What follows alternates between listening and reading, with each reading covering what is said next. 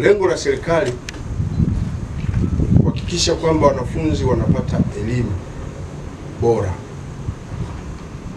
elimu ambayo pia inahusisha na mazingira mazuri ya kusafiri kuifikia kuipata elimu. Kama mwanafunzi anasafiri katika gari bovu, uhakika wa kufika salama shuleni unakuwa mdogo. Lakini kama anasafiri kwenye gari ambalo halijakaguliwa, usalama wake unakuwa mashakani. Kama anasafiri katika gari ambalo kwa mfano seat covers zake zimejaa vyuma, hazina sponge, atafika ameumia,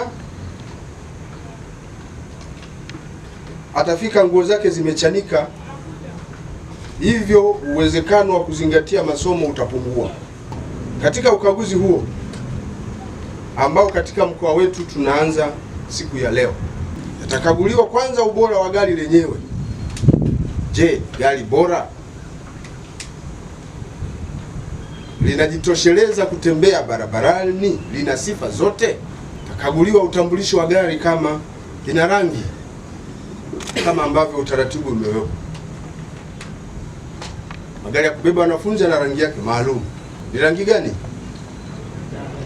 Njano. Leseni itakaguliwa. Mahitaji yanayohusu leseni bila shaka mmekuwa mkifundishwa mara nyingi.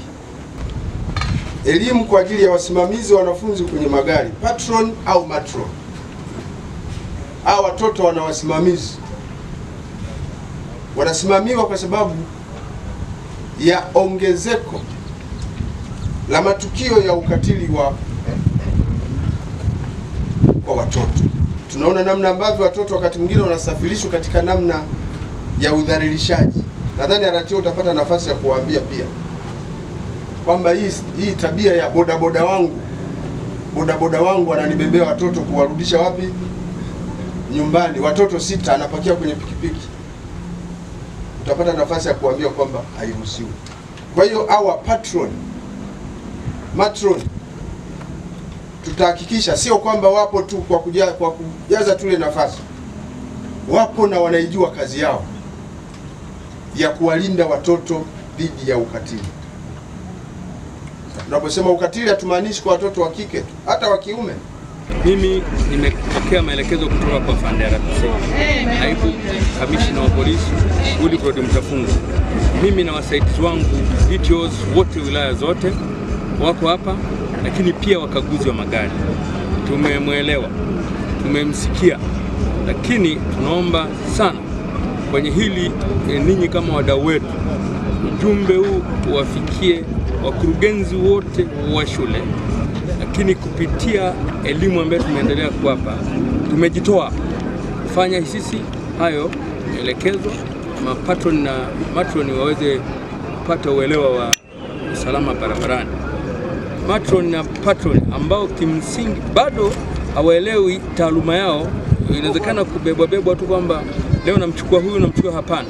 Wakurugenzi tunasisitiza waendelee kuwatafuta walio makini wenye mafunzo maalum ambayo tumeelekezwa na afande waweze kupata elimu ya kutosha na watapata vyeti.